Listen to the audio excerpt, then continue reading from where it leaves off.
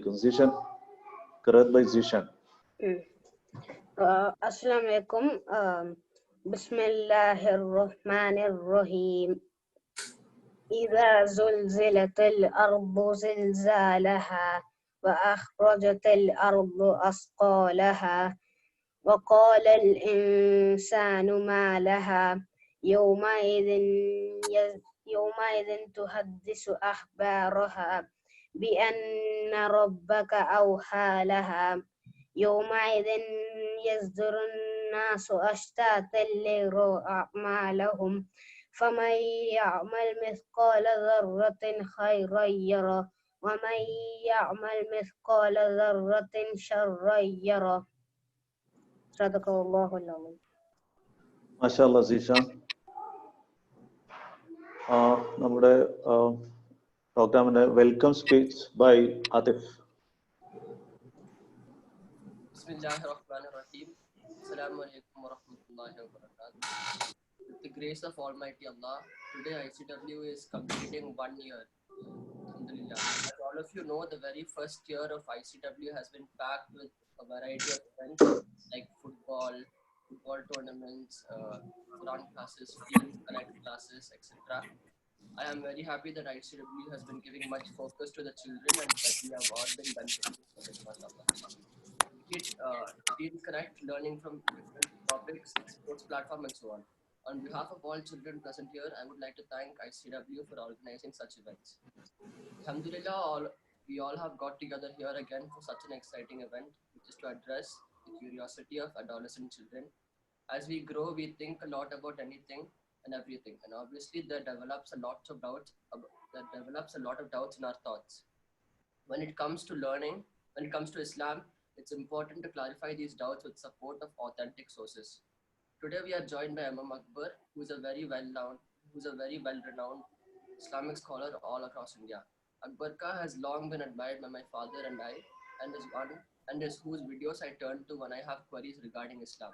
For the past year, I have been having conversations with my classmate who is a non-Muslim, and he's been posing a lot of tough questions to me regarding Islam. Alhamdulillah, I've been able to answer most of them, but recently when he came across a website with hadith regarding the flaws of Prophet Muhammad's hadith, I was kind of awestruck and I was confused. So I asked Akbar Ka on his thoughts. Alhamdulillah. So I have been able to answer most of them. May Allah guide him and us in the true path to Jannah. However, recently, Inshallah, Akbar Ka will be able to clear all our doubts and convince us completely with his intellect. So without any further ado, I hand over this program to Majid Ka and Mr. Akbar Ka. Jazakallah Atif, MashaAllah. Akbar Sahib, ഞാൻ ഈ programme കുട്ടികളുടെ ക്വസ്റ്റ്യൻസിലേക്ക് പോകുന്നതിന് മുമ്പ് ഈ പ്രോഗ്രാമിന്റെ background മനസ്സിലാക്കാനായിട്ട് 1-2 ചോദ്യങ്ങൾ ചോദിക്കാം. അത് മറ്റുള്ളവർക്ക് ഈ പ്രോഗ്രാം ബാക്ക്ഗ്രൗണ്ട് മനസ്സിലാക്കാൻ മറ്റുള്ളവർക്ക് ഉപകരിക്കും എന്നുള്ളതുകൊണ്ട് ചോദ്യങ്ങൾ ചോദിക്കാം. അതിനുമുമ്പ് ഞാൻ എല്ലാവരും ഒന്ന് മ്യൂട്ട് ചെയ്തിട്ട്.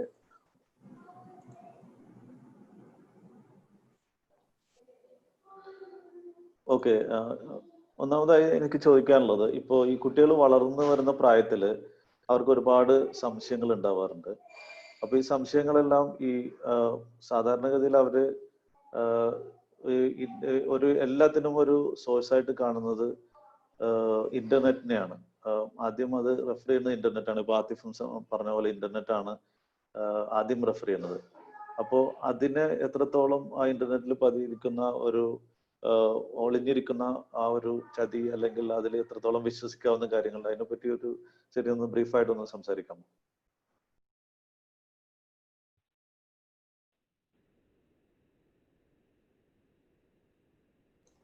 ഒന്ന് അൺമ്യൂട്ട് ചെയ്തിട്ട്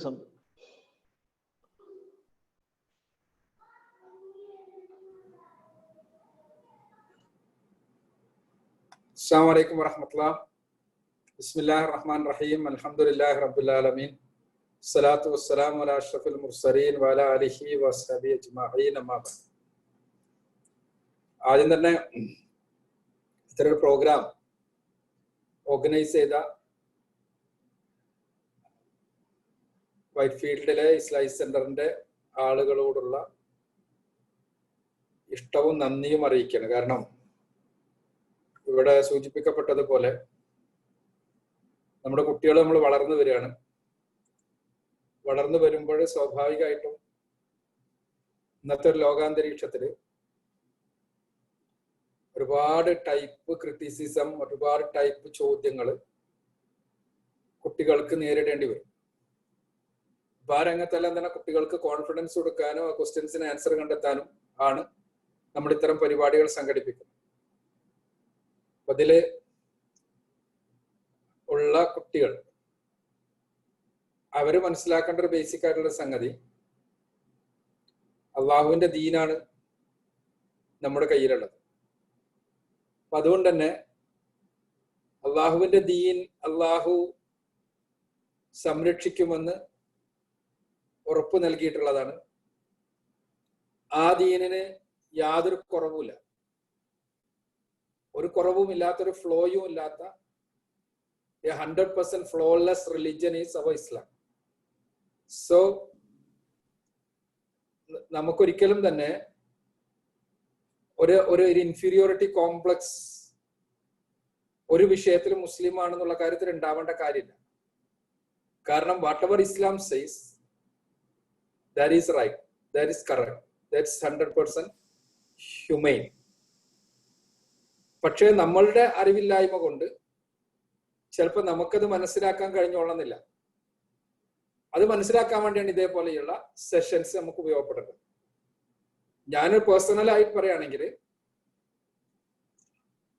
I am not a religious scholar. I am a student of physics. I have been teaching physics for students like you. അപ്പൊ ഫിസിക്സിന്റെ ഒരു ടീച്ചർ എന്നുള്ള നിലക്കാണ് എന്റെ പ്രൊഫഷൻ. പിന്നെ എന്തുകൊണ്ട് നിങ്ങളോട് ഇത് പറയാൻ എനിക്ക് കഴിയണമെന്ന് വെച്ചാൽ, നിങ്ങളെപ്പോലെ ചോദ്യം ചോദിച്ച് പഠിച്ചതാണ്. നിങ്ങളെപ്പോലെ ചോദ്യങ്ങൾ വന്നു. ചോദ്യങ്ങൾ വന്നപ്പോൾ ഇസ്ലാമിനെ ആ ചോദ്യം ചെയ്യാൻ തുടങ്ങി. ചോദ്യം ചെയ്ത് ഞാൻ എൻ്റെ പേഴ്സണലായിട്ട് തന്നെ ഓരോ ചോദ്യങ്ങൾ വരുമ്പോൾ, എൻ്റെ ചെറുപ്പത്തിൽ നിങ്ങളുടെ പ്രായത്തിലാണ് ഞാൻ പറയുന്നത്, അപ്പോ ആ ചോദ്യങ്ങൾക്ക് ഇസ്ലാമിന്റെ മറുപടി എന്താണെന്ന് ഞാൻ പഠിക്കാൻ ശ്രമിച്ചു. അങ്ങനെ ശ്രമിച്ചപ്പോഴാണ് എനിക്ക് 100% കൺവിൻസ്ഡ് ആയത്. ഞാൻ നിങ്ങളോട് ഇപ്പൊ പറഞ്ഞ കാര്യം, it is not a just for the sake of saying. Islam is 100% flawless religion എന്ന് പറഞ്ഞത് അത് എൻ്റെ ഒരു എക്സ്പീരിയൻസ് ആണ്. അതിൽ നിന്നാണ് എനിക്ക് കോൺഫിഡൻസ് കിട്ടുന്നത്. എന്തിന് കോൺഫിഡൻസ്? നോൺ മുസ്ലിംസ് എല്ലാം മുന്നിൽ ഇസ്ലാമിനെ പ്രസന്റ് ചെയ്യാനുള്ള കോൺഫിഡൻസ് കിട്ടുന്നത്. അതേപോലെ തന്നെ ഇസ്ലാമിനെതിരെയുള്ള ക്വസ്റ്റ്യൻസിന് ആൻസർ ചെയ്യാനുള്ള കോൺഫിഡൻസ് കിട്ടുന്നത്.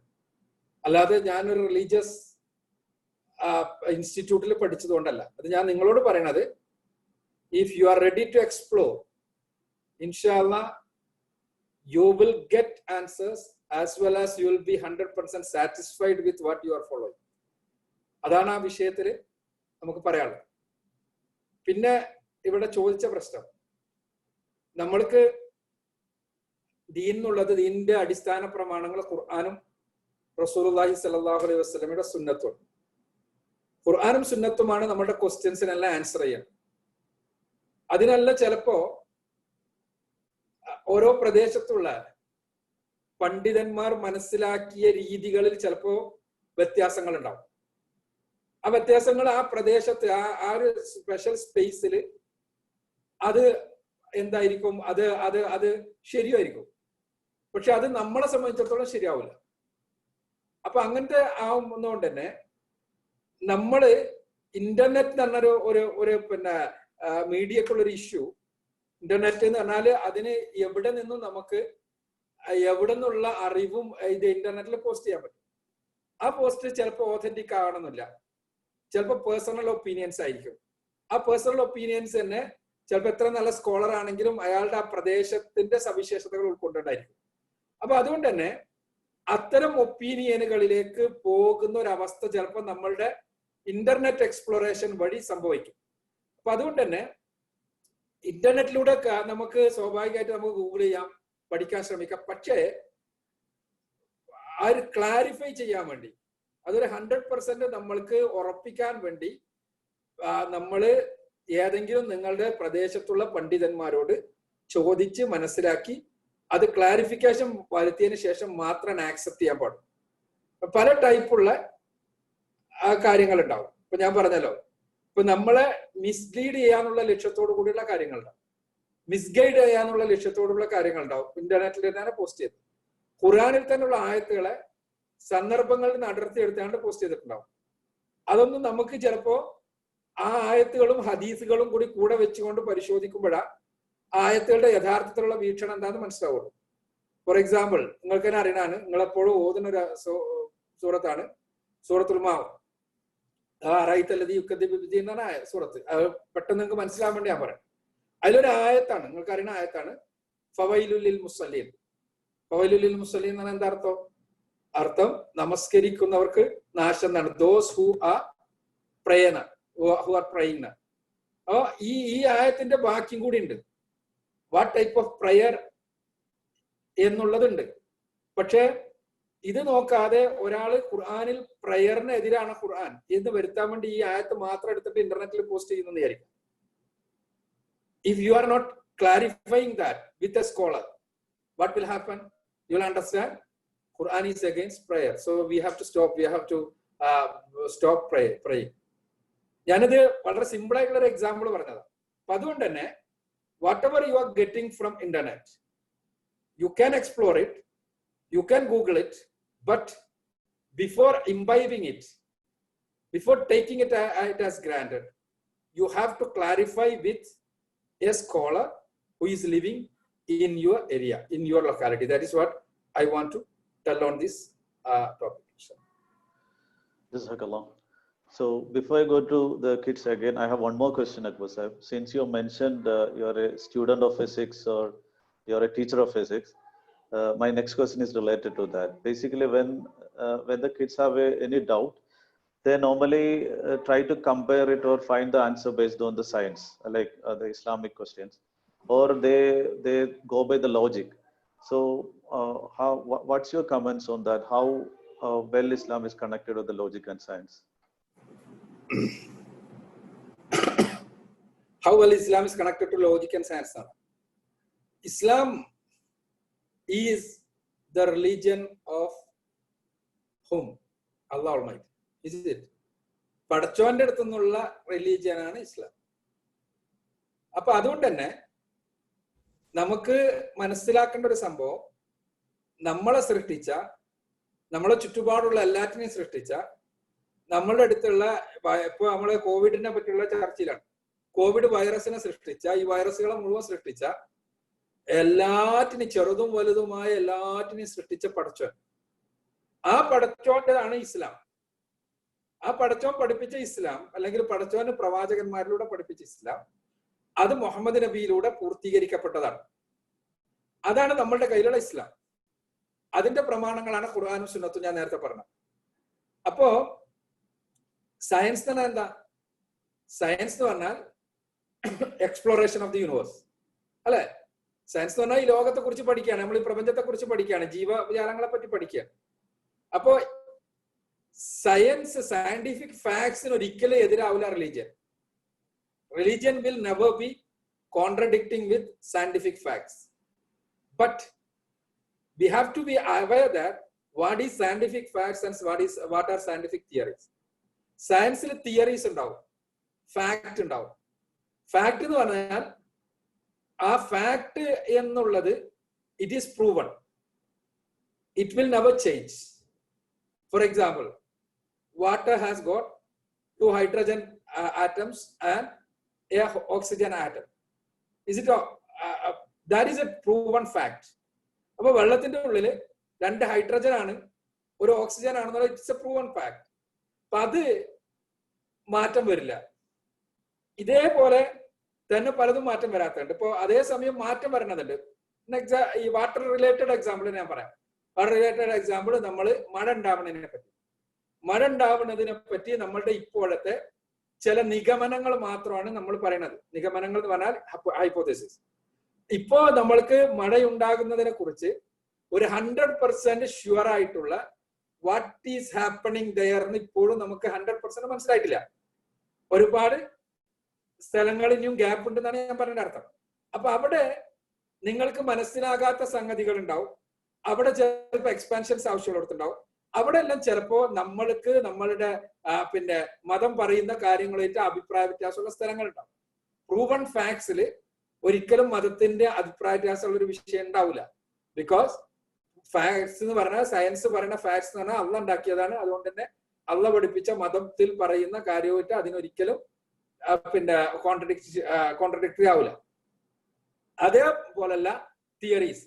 അപ്പൊ നമ്മൾ ഒന്നാമത് മനസ്സിലാക്കേണ്ടത് നമ്മൾക്ക് സയൻസിനെ കുറിച്ച് എത്രത്തോളം അറിയുന്നുള്ള. നമ്മള് ഖുർആൻ അല്ലെങ്കിൽ ഇസ്ലാം സയന്റിഫിക് എന്നെല്ലാം പറയുമ്പോൾ ഒന്നാമത് നമുക്ക് ഖുർആൻ ശരിക്കറിയണം, രണ്ടാമത്തെ സയൻസ് അറിയണം. ഈ സയൻസ് തന്നെ നമുക്ക് ഈ ഡിസ്ക്രീഷൻ കൃത്യമായിട്ട് അറിയണം. അഥവാ what are facts and what are theories, what are hypotheses. ഇത് നമുക്ക് അറിയാതെ നമ്മൾ അതിന്റെ പിന്നിൽ പോയാൽ ചിലപ്പോൾ അപകടം പറ്റും. ഇതേപോലെ തന്നെയാണ് നമ്മുടെ ലോജിക്കും. ലോജിക് എന്ന് പറഞ്ഞാൽ എന്താണ്? നമ്മുടെ ബ്രെയിനിന്റെ ഒരു ഫാക്കൽറ്റിയാണ്. ഈ ബ്രെയിനിന്റെ ഫാക്കൽറ്റിയായ ലോജിക്ക് സ്വാഭാവികമായും ബ്രെയിനിൽ കിട്ടുന്ന അറിവിന്റെ അടിസ്ഥാനത്തിലാണ് ലോജിക്ക് വർക്ക് ചെയ്യുക. ബ്രെയിനിൽ കിട്ടാത്ത ചില അറിവുകൾ ഉണ്ടാവും, അത് ലോജിക്കൽ ആയിക്കൊള്ളുന്നില്ല. ഇപ്പോ ബ്രെയിനിന് നമുക്ക് ഉൾക്കൊള്ളാൻ പറ്റാത്ത അറിവ്, അല്ലെങ്കിൽ ബ്രെയിനിൽ നമുക്ക് ഇംബൈബ് ചെയ്യാൻ പറ്റാത്ത അറിവ്, ആ അറിവ് പല കാര്യങ്ങളിലും ലോജിക്കൽ ആവൂല. ലോജിക്കൽ ആവാതിരിക്കണം. എന്തായിരുന്നു? എന്താ പ്രശ്നം ഉണ്ടോ? ഇല്ല, ഒന്നുമില്ല. Please go ahead. ലോജിക്കൽ ആകാതിരിക്കാനുള്ള കാരണം ലോജിക്കിന്റെ ഏരിയ അല്ല എന്നുള്ളതാണ്. For example, logically what is the difference between പിന്നെ scientifically what is the difference between an apple which is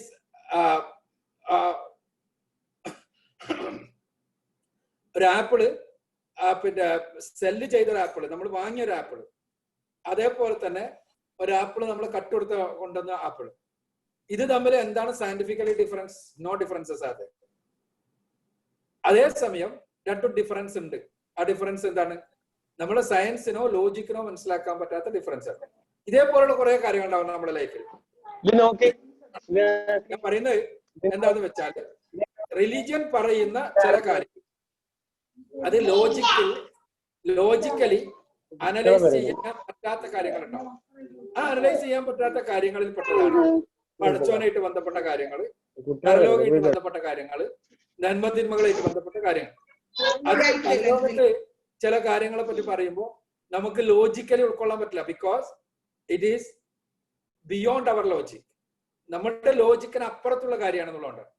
കാരണം ലോജിക്കിന് ഉൾക്കൊള്ളാൻ പറ്റില്ല എപ്പോഴും പ്രപഞ്ചത്തിനകത്തുള്ള പദാർത്ഥത്തിനകത്തുള്ള മാറ്റർ മെറ്റീരിയൽ വേൾഡിനെ കുറിച്ചുള്ള കാര്യങ്ങൾ മാത്രമാണ്. അപ്പൊ അത്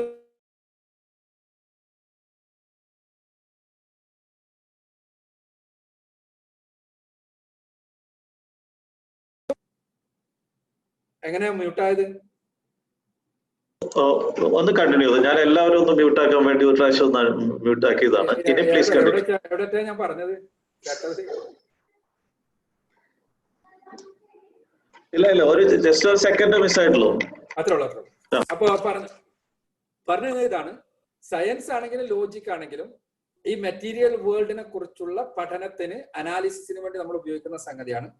ആ സംഗതിക്ക് 100% ഇസ്ലാം അനുകൂലമാണ്. ബട്ട് നമുക്ക് ബിയോണ്ട് സയൻസ് ഉള്ള കാര്യങ്ങൾ ഉണ്ടാവും, ബിയോണ്ട് അവർ ലോജിക് ഉള്ള കാര്യങ്ങൾ ഉണ്ടാവും. അതിലാണ് മെയിൻ ആയിട്ട് മതം പറയുന്നത്. അതുകൊണ്ട് തന്നെ അത് ലോജിക് എന്ന് പറയുന്നത് അല്ലെങ്കിൽ സയൻസ് എന്ന് പറയുന്നത് അവിടെ it is not the world of science or logic. അതുകൊണ്ടാണ് നമുക്കത് അങ്ങനെ പറയണത്. ചുരുക്കം പറഞ്ഞാല് ഇസ്ലാം അനുവദിക്കുന്നത് നമ്മുടെ ലോജിക്കിനും നമ്മുടെ സയൻസിനും നമ്മുടെ ഇന്റലക്റ്റിനും എല്ലാം എവിടെയൊക്കെ പോകാൻ പറ്റും അവിടേക്കെല്ലാം പോകാൻ സമ്മതിക്കുന്നുണ്ട്. But wherever we have to stop it, we have to stop. കാരണം നമുക്ക് അറിയാൻ പറ്റാത്തൊരു വേൾഡ്, നമ്മുടെ ലോജിക്കിന് ഉൾക്കൊള്ളാൻ പറ്റാത്തൊരു വേൾഡ്, അതാണ്. ഇപ്പൊ ഉദാഹരണത്തിന് നിങ്ങളുടെ കണ്ണിന് കാണാൻ പറ്റാത്ത കാഴ്ച ഉണ്ട് അല്ലെ? ഇപ്പൊ വിബ്ജിയോറ നമുക്ക് കാണാൻ പറ്റുള്ളൂ, അൾട്രാവയലറ്റും ഇൻഫ്രാറെഡും നമുക്ക് കാണാൻ പറ്റൂല, എക്സ്റേ നമുക്ക് കാണാൻ പറ്റൂല. അപ്പൊ നമ്മള് എന്റെ കണ്ണിനെ അത് കണ്ടേ പറ്റുള്ളൂ നമ്മൾ വാശി പിടിച്ചിട്ട് കാര്യമുണ്ടോ? ഇല്ല. It is beyond our vision. Like that whatever Islam says about the world beyond our realm or our intellect, that we have to follow whatever Islam says, whatever Quran says, whatever Hadith says. Jazakallah. Inshallah, with that we are moving to the questions from kids. ആദ്യത്തെ ചോദ്യം നെഹാന്റെ ആണ്. നെഹാം, you can unmute and talk. Assalamu alaikum wa rahmatullahi wa barakatuh. My name is Nahan, and today I'm going to ask two questions. My first question is, humans are made up of clay and angels are made up of light. Then what is Allah made up of? My second question is, what is the basic objective of a creation? First question, what is Allah made up of? Answer is, Allah is not made up of anything. കാരണം നമുക്ക് ഒരു കാര്യം ഉണ്ടാക്കുക എന്നുള്ളത് എപ്പോഴാണ്ടാവുക? ഉണ്ടാകുമ്പോഴാണ്ടാവുക. ഒരു സാധനം ഉണ്ടാകുന്ന ആ സാധനത്തിനെ ഉണ്ടാക്കുക. പടച്ചോൻ ഉണ്ടായിട്ടില്ല. അതാ ഞാൻ നേരത്തെ പറഞ്ഞ ചിലത് ലോജിക്കൽ അല്ലാത്ത ഉണ്ടാവും. പടച്ചോൻ ഉണ്ടായിട്ടില്ല, അതുകൊണ്ട് തന്നെ പടച്ചോൻ ഉണ്ടാക്കേണ്ടതില്ല. പിന്നെ പടച്ചോന്റെ എക്സിസ്റ്റൻസ് എങ്ങനെയാണ്? It is beyond our comprehension. പടച്ചോന്റെ എക്സിസ്റ്റൻസിനെ കുറിച്ച് നമുക്ക് നമ്മുടെ ഇന്റലക്റ്റിൽ പിക്ചേഴ്സ് ഉണ്ടാക്കാൻ പറ്റില്ല. അതിന്റെ കാരണം എന്താണ്? നമ്മുടെ ഇന്റലക്ട് ചെറുതായതുകൊണ്ടാണ്. അല്ലാതെ പടച്ചോനെ നമുക്ക് ഉൾക്കൊള്ളാൻ പറ്റില്ല എന്നുള്ളത് നമ്മുടെ ഇന്റലക്ട്. ഞാൻ നേരത്തെ പറഞ്ഞ ഉദാഹരണം കേട്ടില്ലേ? നമ്മുടെ കണ്ണിന്റെ ചെറുപ്പം കൊണ്ടാണ് എന്ത് പറ്റാത്ത ഇൻഫ്രാറെഡും അൾട്രാവയലറ്റും നമുക്ക് കാണാൻ പറ്റാത്തത്. അത് നമ്മുടെ കണ്ണിന്റെ കുറവാണ്. Because our eye is design to see VIBGYOR only. Our eye is not designed to see ultraviolet, infrared or X-rays or anything. So, അതേപോലെ തന്നെ our intellect is designed to explore, designed to know, designed to understand the material world. അപ്പോ ഇപ്പം മലക്കുകൾ ലൈറ്റിൽ നിന്നാ സൃഷ്ടിച്ചതെന്ന് പറഞ്ഞു. എങ്ങനെ നമുക്ക് മനസ്സിലായി? മലക്കുകൾ നമ്മളുടെ ഇന്റലക്റ്റിന് ഉൾക്കൊള്ളാൻ പറ്റുന്നതല്ല.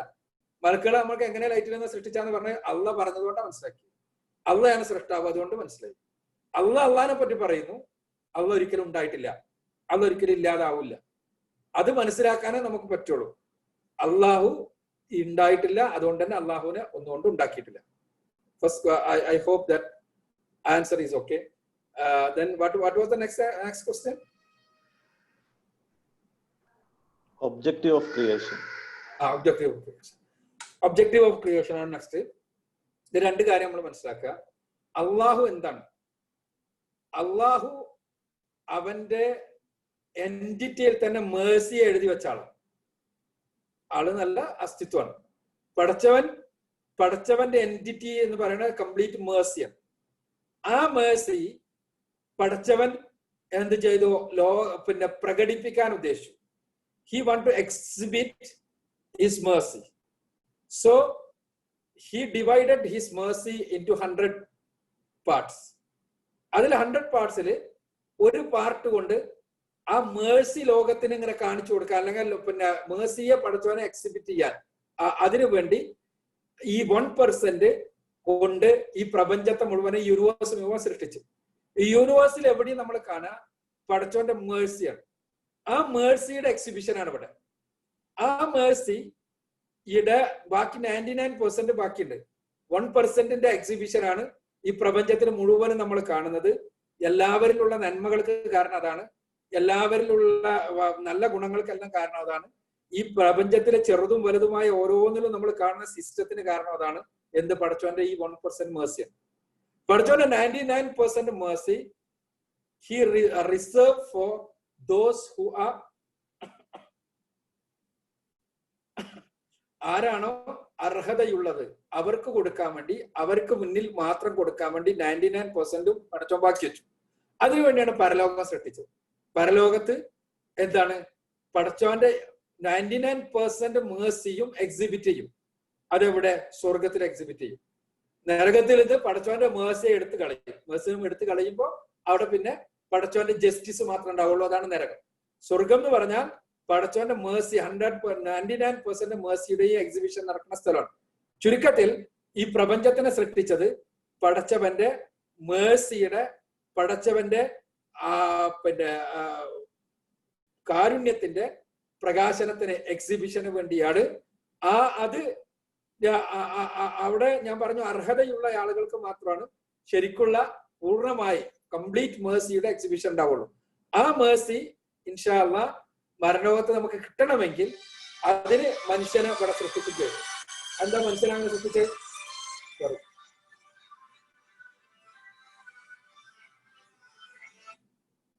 മനുഷ്യനെ സൃഷ്ടിച്ചത് എന്തിനാണ്? ഈ മേഴ്സി, യഥാർത്ഥ മേഴ്സി പടച്ചോൻ തീരുമാനിച്ച എന്താണ്? ഇവിടെയുള്ള മേഴ്സി എല്ലാവർക്കും ഫ്രീ ആണ്, നമുക്ക് എല്ലാവർക്കും ഫ്രീ ആണ്. പടച്ചോന്റെ ഇവിടുന്ന് നമുക്ക് കിട്ടുന്ന മേഴ്സി എന്ന് പറഞ്ഞാൽ 100% ഫ്രീ ആണ്. നിങ്ങൾക്ക് ആർക്കും ഉപയോഗിക്കാം.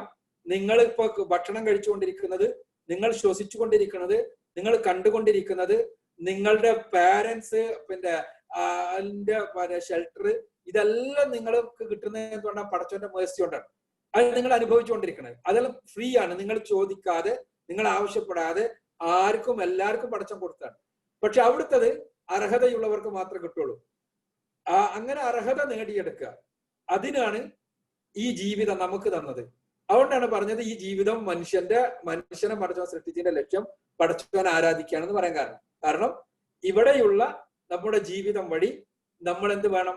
അതിനുള്ള അർഹത നേടിയെടുക്കണം. അർഹത എന്ന് പറഞ്ഞാൽ നിങ്ങൾ ഇപ്പോ ഒരു കോമ്പറ്റീഷന് പങ്കെടുക്കുകയാണെങ്കിൽ ആ കോമ്പറ്റീഷനിൽ ജയിക്കാൻ നിങ്ങൾക്ക് ഫ്രീഡം തന്നുകൊണ്ട്, ജയിക്കാനും തോൽക്കാനുള്ള ഫ്രീഡം തന്നുകൊണ്ട് നിങ്ങൾ ജയിക്കാവുമ്പോഴാണ് നിങ്ങൾക്ക് ഫസ്റ്റ് കിട്ടുക, സെക്കൻഡ് കിട്ടുക, അല്ലെങ്കിൽ നിങ്ങൾക്ക് മാർക്ക് കിട്ടുക.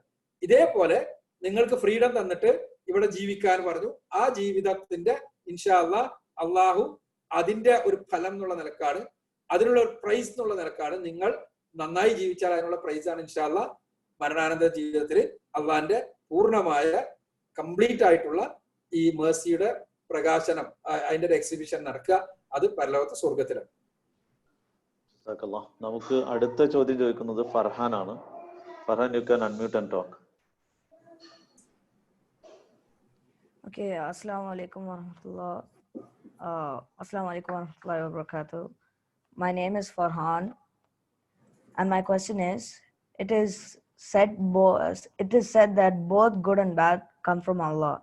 Why is Allah testing us even when Allah knows what is going to happen? Good and bad are coming from Allah. പിന്നെ എന്തിനാണ് അള്ളാഹ് നമ്മളെ ടെസ്റ്റ് ചെയ്യുന്നതാണ് ക്വസ്റ്റ്യൻ. എല്ലാവരും ചോദിക്കുന്ന ഒരു ചോദ്യമാണ്. പലപ്പോഴും നമുക്ക് അത് മനസ്സിലാവാത്തത് നമ്മളുടെ ചിന്തയുടെ കുറവ് കൊണ്ടാണ്. ഒന്നാമത് നമ്മൾ അതിൽ മനസ്സിലാക്കേണ്ടത് അള്ളാഹുവിന്റെ അറിവിനെ പറ്റിയാണ്. നമ്മളുടെ അറിവ് എന്ന് പറയുന്നത് അത് ഓരോ ദിവസവും കഴിയുമ്പോഴും കൂടി വരണതാണ്, അല്ലെ? Whatever we knew yesterday is not our wisdom today. It is expanded, അല്ലെ? ഓരോ ദിവസവും എക്സ്പാൻഡ് ചെയ്തുകൊണ്ടിരിക്കുന്നതാണ് നമ്മളുടെ വിസ്ഡം, നമ്മുടെ അറിവ്, നമ്മുടെ നോളജ്. പക്ഷെ പടച്ചോന്റെ നോളജ് അങ്ങനെയല്ല. പടച്ചോന്റെ നോളജിൽ എല്ലാം എല്ലായ്പ്പോഴും ഉണ്ട്. അത് നമുക്ക് എങ്ങനെ മനസ്സിലാവുക? നമുക്ക് മനസ്സിലാവില്ല. കാരണം നമ്മളുടെ അറിവ് എന്നുള്ളത് നമ്മുടെ തലച്ചോറ് എന്നുള്ളതാണ്. തലച്ചോറ്, നമ്മുടെ ബ്രെയിൻ എന്ന് പറഞ്ഞ സാധനം, it is A material thing. നിങ്ങൾക്ക് എളുപ്പത്തിൽ മനസ്സിലാകാൻ വേണ്ടി ഞാനൊരു ചെറിയൊരു എക്സാമ്പിൾ പറയാം, എളുപ്പത്തിൽ മനസ്സിലാവാം. ഇന്ന് രാത്രി നിങ്ങൾ വീട്ടിന്റെ ടെറസിന്റെ മുകളിൽ കയറിയിട്ട് മുകളിലേക്ക് നോക്കുക. മുകളിലേക്ക് നോക്കുമ്പോൾ നിങ്ങൾ എന്താ കാണുക? ക്വസ്റ്റ്യൻ ചോദിച്ച ആളോട്ടെ, അയാൾ അൺമ്യൂട്ട് തന്നെ നോട്ടെ. എന്താ കാണുക? Sky. What is in the sky? Stars. അല്ലെ? നിങ്ങൾ സ്റ്റാർസ് കാണും, പ്ലാനറ്റ്സ് കാണും, മൂണ് കാണും, ഇതെല്ലാം കാണും. അപ്പൊ സ്റ്റാർസിൽ നിങ്ങൾക്കറിയാം ഒരുപാട് സ്റ്റാർസ് ഉണ്ട്. സ്റ്റാർസിൽ നമ്മളോട് ഏറ്റവും അടുത്തുള്ള സ്റ്റാർ അതേതാണെന്നറിയോ?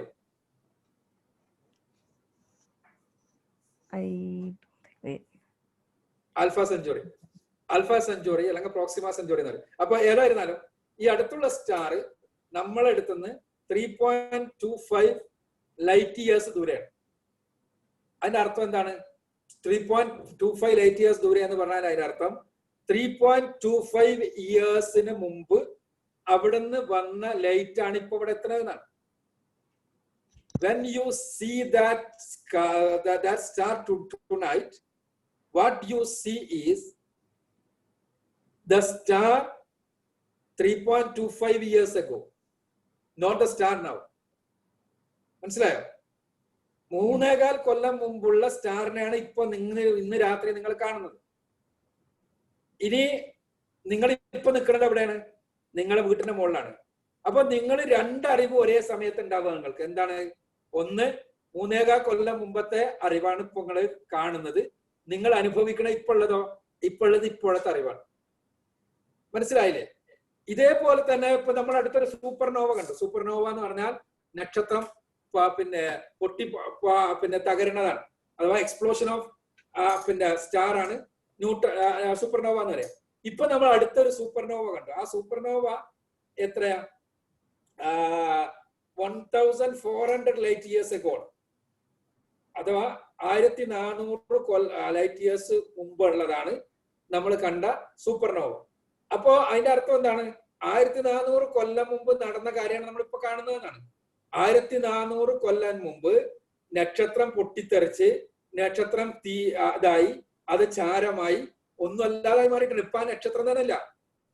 ഇപ്പൊ നക്ഷത്രം ഇല്ല. ബിക്കോസ് സൂപ്പർനോവ ഹാപ്പൻ ചെയ്ത് കഴിഞ്ഞാൽ പിന്നെ ആ നക്ഷത്രം ഇല്ല. നക്ഷത്രത്തിന്റെ മരണമാണ്, ഡെത്ത് ഓഫ് സ്റ്റാർ ആണ് സൂപ്പർനോവ. അപ്പൊ പറയുന്നത് എന്താണെന്ന് വെച്ചാൽ ഈ 1400 കൊല്ലം മുമ്പത്തതും നമ്മൾ അനുഭവിക്കുന്നത് ഇപ്പോഴാണ്, ഇപ്പോഴത്തതും നമ്മൾ അനുഭവിക്കുന്നത് ഇപ്പോഴാണ്. ഇത് നിങ്ങൾക്ക് കുറച്ചുകൂടി രസകരമായി നിങ്ങളൊന്ന് ചിന്തിച്ചു നോക്കുക. നിങ്ങൾ ആ സ്റ്റാറിലാണെന്ന് വിചാരിക്കുക. ആ സ്റ്റാറിൽ നിന്ന് നിങ്ങൾ ഇങ്ങോട്ട് നോക്കുകയാണ് ഭൂമിയിലേക്ക്. ഭൂമിയിലേക്ക് നിങ്ങൾ കാണാൻ പറ്റുകയാണെങ്കിൽ നിങ്ങൾ എന്താ കാണുക? 1400 കൊല്ലം മുമ്പത്തെ ഭൂമിയാണ്. നബിനെ കാണും, സഹാബിമാരെ കാണും, വിരലാണ് കാണുക. മനസ്സിലായില്ലേ? അപ്പോ ഈ രണ്ടറിവും നിങ്ങൾക്കുണ്ട്. പക്ഷെ ഇവിടെ നടക്കണേനെ നിങ്ങൾ സ്വാധീനിക്കുന്നുണ്ടോ? നിങ്ങൾ കാണുന്നുണ്ട് നബിയെ, നിങ്ങൾ കാണുന്നുണ്ട് സഹാബിമാരെ, നിങ്ങൾ കാണുന്നുണ്ട് അന്നത്തെ സംഗതികളെ.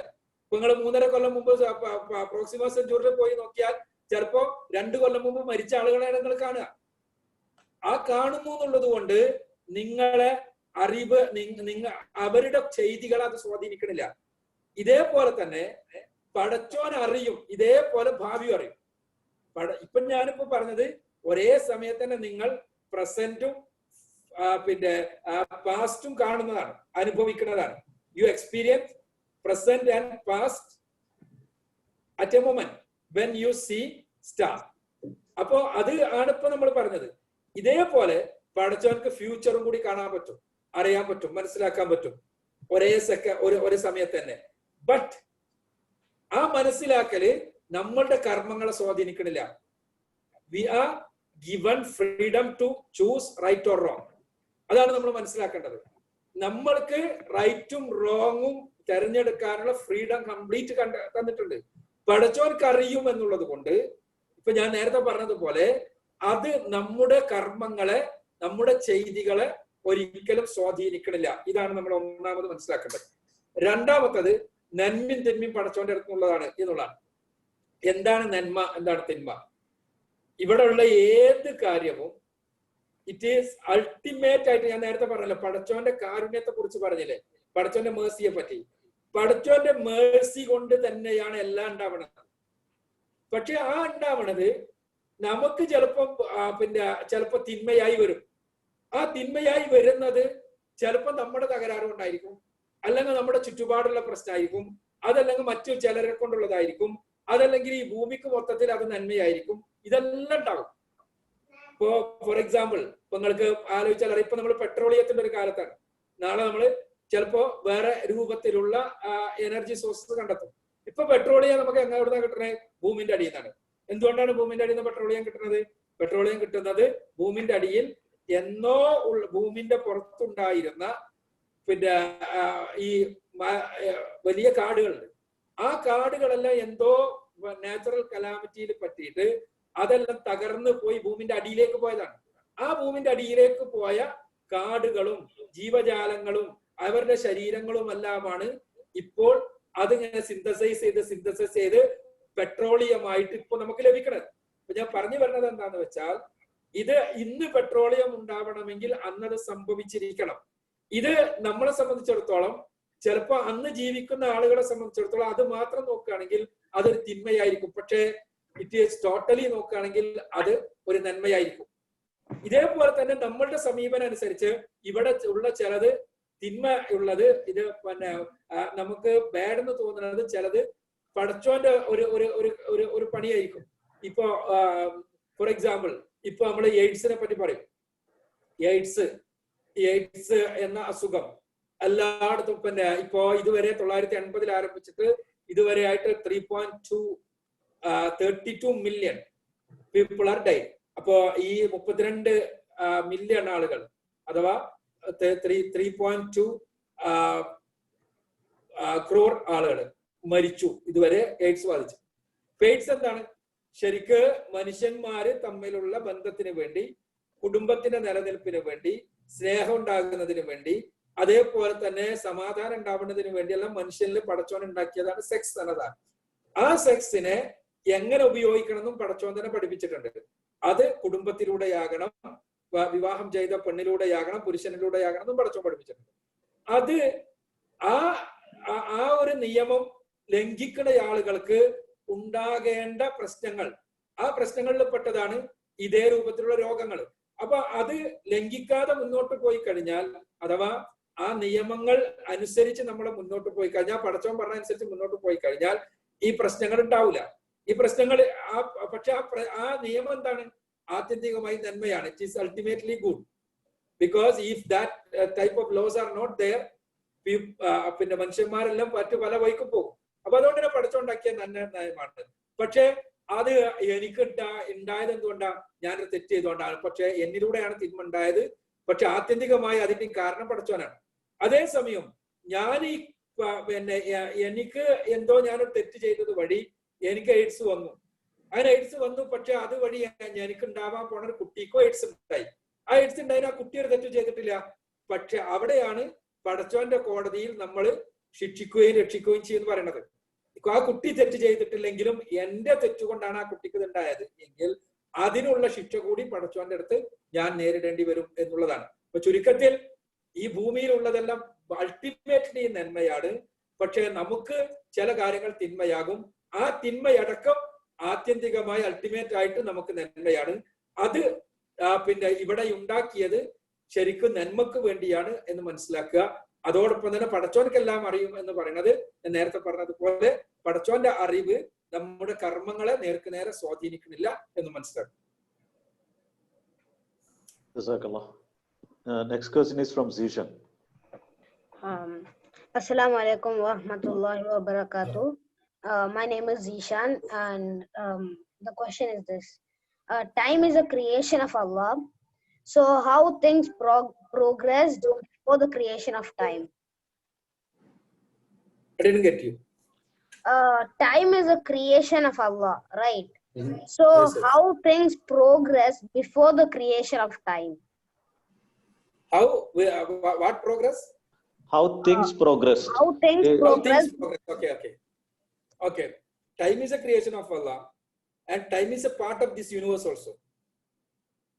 ഈ യൂണിവേഴ്സിന്റെ ഒരു പാർട്ടാണ് ടൈം. നമ്മൾ പറയാ ടൈം സ്പേസ് എന്നാണ്. ആ ടൈം സ്പേസിന്റെ ഭാഗമാണ് ടൈം സ്പേസ് ഊട്ടപ്പെട്ടതാണ് ഈ യൂണിവേഴ്സ്. ഈ യൂണിവേഴ്സിൽ ആണ് നമുക്ക് ടൈമുള്ളൂ. ടൈമില് നിങ്ങൾ പറഞ്ഞതുപോലെ ചോദിച്ചതുപോലെ ബിഫോർ ആഫ്റ്റർ എല്ലാം ഉള്ളത് ഈ യൂണിവേഴ്സിലാണ്.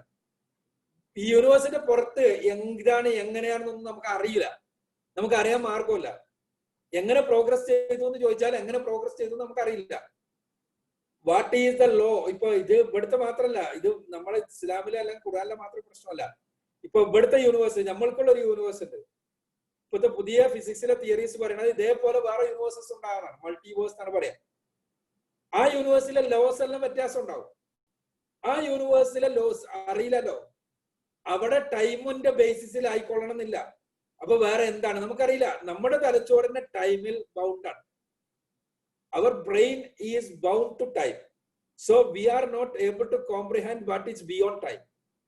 So that is why this question, no one can answer this question because we are bound to time. we are not able to comprehend what is beyond time. What will happen if time is not there?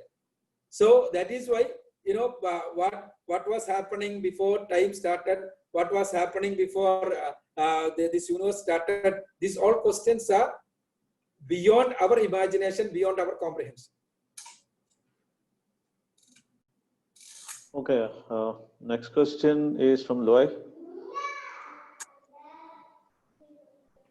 Assalamu alaikum wa rahmatullah. My name is Loai and I have three questions.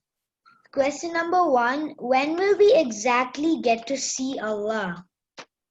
Just first one question, you ask one question, inshallah. After that, after my answer, you can ask second one, because I may get forgotten. Okay? Question 1, when will we exactly get to see Allah? Inshallah, when we are assembled together after death, inshallah, after resurrection, if we are selected for paradise, Jannah, Allah reveal himself before us. ജന്നയിൽ സ്വർഗത്തിൽ പോയതിന്റെ ശേഷം ഇൻഷാല്ലാ അള്ളാഹു അവനെ നമ്മുടെ മുന്നിൽ reveal ചെയ്യുന്നതാണ് ഹദീസുകളിൽ പറഞ്ഞിട്ടുള്ളത്. റസൂലുള്ളാഹി സ്വല്ലല്ലാഹു അലൈഹി വസല്ലം പറഞ്ഞത് ഇങ്ങനെയാണ്: ഒരു നല്ല സൂര്യനുള്ള ദിവസം നിങ്ങൾക്ക് ആകാശത്തിലേക്ക് നോക്കിയാൽ സൂര്യനെ കാണാതിരിക്കുമോ എന്നൊരിക്കൽ ചോദിച്ചു. മറ്റൊരിക്കൽ ചോദിച്ചു, നല്ല ചന്ദ്രനുള്ള ദിവസം, ഒരു പൂർണ്ണ ചന്ദ്രനുള്ള ദിവസം, ഫുൾ മൂൺ ഡേ, നിങ്ങൾക്ക് നോക്കിയാൽ ചന്ദ്രനെ കാണാതിരിക്കുമോ? ഇല്ല, എല്ലാം കാണും, നിങ്ങൾക്കറിയാം. അപ്പൊ സഹാബിമാരും അതേപോലെ പറഞ്ഞ് കാണും. ഇതേപോലെ ഇൻഷാ അല്ലാ സ്വർഗത്തിലുള്ള ആളുകളെല്ലാം ഫില്ലായി കഴിഞ്ഞാൽ അള്ളാഹു എല്ലാ പരിമിതിയെയും ഇതാക്കിക്കൊണ്ട് എല്ലാ തരത്തിലുള്ള എന്താ ബ്ലോക്കേഡ്സ് നിർത്തിക്കൊണ്ട് പടച്ചോൻ he will reveal himself before those who are inhabiting in paradise. Inshallah, we have to wait for it. We have to pray for it. May Allah bless us to have that experience. Ameen. What is the next question? Question number 2, according to Islam, are aliens real? Do life exist in other planets? And what is the Islamic view on mission to Mars? What aliens? Yes. Yes. In Quran, it is not mentioned, that it is not directly mentioned about anything, any living beings beyond our earth. നമ്മുടെ എർത്തിലുള്ള living ബീങ്സിനെ പറ്റി മാത്രമാണ് നേർക്കുനേരെ ഖുർആൻ പറഞ്ഞിട്ടുള്ളൂ. പിന്നെ ഇപ്പോഴും നമുക്കറിയാലോ, science, according two science also aliens are not yet being proved. നമ്മള് aliens എന്ന് പറഞ്ഞിട്ട് പറയുന്ന ജീവികളെ പറ്റി ഇതുവരെ പ്രൂവ് ചെയ്തിട്ടില്ല. all are our assumptions. അപ്പൊ ഖുർആനിൽ നേർക്ക് നേരെ aliensനെ കുറിച്ച് പറഞ്ഞിട്ടില്ല. ബട്ട് ഖുർആനിലെ ഒരു ആയത്തുണ്ട്. ആയത്ത് പറയുന്നത് അള്ളാഹു ആകാശങ്ങളെയും ഭൂമിയെയും സൃഷ്ടിച്ചു, അവയിൽ ജീവൻ ഉണ്ടാക്കുകയും ചെയ്തു. അവയിൽ മീൻസ് രണ്ടിലൊന്ന്. ആകാശങ്ങൾ എന്ന് പറഞ്ഞാൽ whatever is up to us, അഥവാ ഈ നമ്മുടെ മുകളിലുള്ള എന്തൊക്കെയുണ്ടോ അതിനെല്ലാം നമുക്ക് സമ എന്ന് പറയാം. അപ്പൊ ഇങ്ങനെ നമ്മുടെ മുകളിലുള്ള ലോകത്ത് അള്ളാഹ് സൃഷ്ടിച്ചതിന് ശേഷം അവിടെയും ഭൂമിയിലുമെല്ലാം ജീവൻ ഉണ്ടാക്കി എന്ന് പറഞ്ഞാൽ there may be some living beings outside ഭൂമി, outside this earth എന്നുള്ളത് അതിൽ നിന്ന് ചില പണ്ഡിതന്മാർ പറഞ്ഞിട്ടുണ്ട്. പക്ഷെ ഇറ്റ് ഈസ് നോട്ട് എക്സ്പ്ലിസിറ്റ്. കാരണം ആകാശങ്ങൾ എന്ന് പറയുമ്പോൾ ആകാശത്ത് കൂടെ മുകളിലൂടെ പറക്കണ പക്ഷികളെ പറ്റിയും വേണമെങ്കിൽ പറയാം. ഏകദേശം നമുക്ക് മുകളില് ഒരു 30-35 കിലോമീറ്റേഴ്സ് മുകളില് ബാക്ടീരിയകൾ ഉണ്ടെന്നാണ്. 30-35 കിലോമീറ്റേഴ്സ് മുകളിൽ വരെ ബാക്ടീരിയാസ് ഉണ്ടെന്നാണ്. അപ്പൊ ബാക്ടീരിയാസും ലിവിങ് ബീങ്സ് ആണ്. അതിനെപ്പറ്റി അതൊന്നും നമുക്കറിയില്ല. അപ്പൊ അതുകൊണ്ട് തന്നെ ചിലപ്പോ ഉണ്ടാവാം, ചിലപ്പോ ഉണ്ടാവില്ല എന്നല്ലാതെ it is not explicitly mentioned. Third question. Third question, what is the Islamic view on mission to Mars? Sorry? What is the Islamic view on mission to Mars? Mission to Mars. മാർസിലേക്കുള്ള മിഷനെ പറ്റിയുള്ള Islamic view ആണോ? Yes, yes. Yes, okay. Islam says whatever you however you can explore the universe. Inna fi khalqis samawati wal ardi wa ikhtilafil layli wan nahari la ayatin li ulil albab. ആകാശ ഭൂമികളുടെ സൃഷ്ടിപ്പിലും രാപ്പകലുകളുടെ മാറി മാറിയുള്ള വരവിലും എല്ലാം തന്നെ ചിന്തിക്കുന്നവർക്ക് ദൃഷ്ടാന്തമുണ്ട്. അപ്പൊ ചിന്തിക്കാനാണ് ഖുർആൻ പറയുന്നത്. എവിടെയൊക്കെ എന്തൊക്കെ അനുഭവിച്ചാലും എന്തൊക്കെ കാണാനും അറിയാനും കഴിഞ്ഞാലും നിങ്ങൾക്ക് കൂടുതൽ കൂടുതൽ അള്ളാഹുവിനെ കുറിച്ച് ബോധമാണ് ഉണ്ടാവുക, അള്ളാഹുവിന്റെ അപാരമായ അനുഗ്രഹങ്ങളെ കുറിച്ചുള്ള വിവരമാണ് ഉണ്ടാവുക എന്നാണ് ഖുർആൻ പറയുന്നത്. അപ്പൊ അതുകൊണ്ട് തന്നെ മാർസിലേക്ക് പോകാൻ പറ്റുകയാണെങ്കിൽ, അങ്ങനത്തെ മിഷൻ ഉണ്ടാക്കാൻ പറ്റുകയാണെങ്കിൽ അതിനും ഖുർആൻ എതിരല്ല. അത്തരം എല്ലാ എക്സ്പ്ലോറേഷൻസിനെയും ഖുർആൻ അനുകൂലിക്കുകയാണ് ചെയ്തിട്ടുള്ളത്. ഇസ്ലാമിന്റെ ആദ്യ കാലഘട്ടത്തില് അഥവാ മുസ്ലിം സൊസൈറ്റി പ്രവാചകൻ സല്ലല്ലാഹു അലൈഹി വസല്ലമയുടെ കാലം കഴിഞ്ഞ ഉടനെ തന്നെ ഈ അസ്ട്രോണമിയിലും അതേപോലെ തന്നെ ജിയോളജിയിലെല്ലാം ഭയങ്കരമായ എക്സ്പ്ലോറേഷൻ നടന്നത് കാണാൻ പറ്റും. Because they understood from Quran that we have to explore the universe well so that we understand the miraculous nature of the universe, so that we can convince the mightiness of Allah Almighty.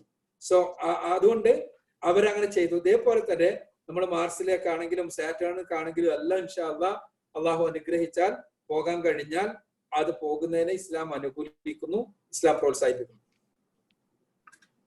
Yeah. Next question.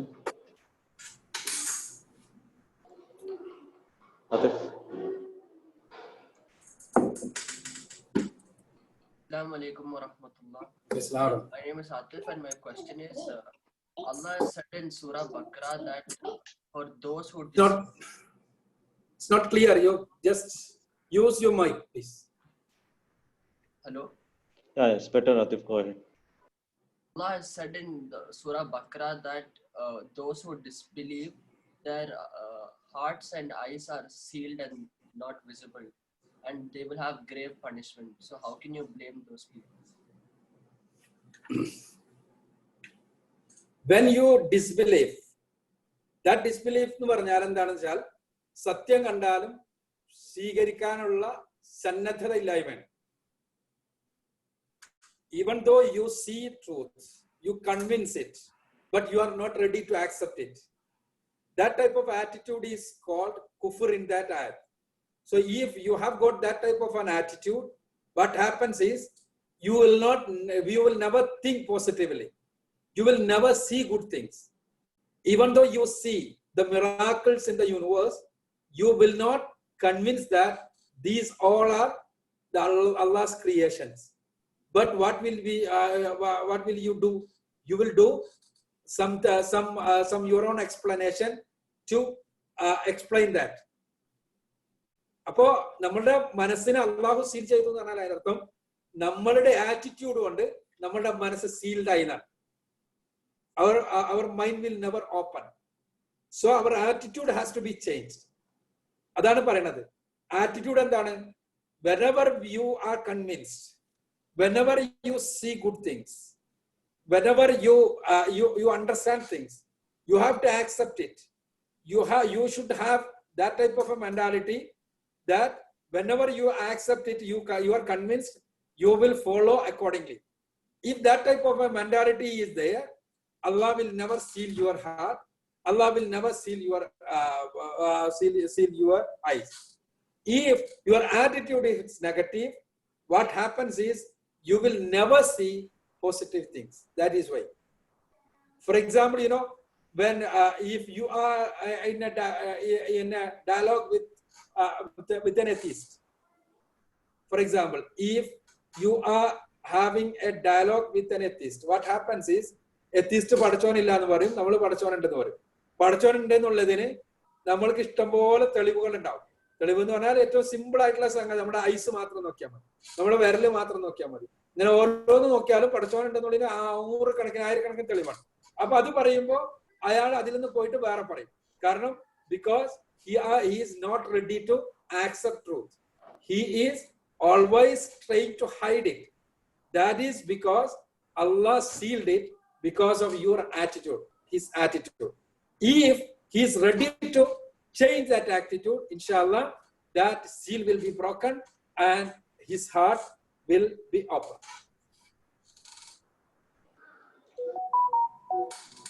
Yeah, next question is from Fiza. Assalamu alaikum everyone. My name is Fiza. My question will be, Quran and Bible are kind of similar, but even though after reading the Bible, why don't Christians understand that Islam is the right religion to follow? And do Muslims believe that, in the Old Testament of Christians? Quran and Bible are almost similar.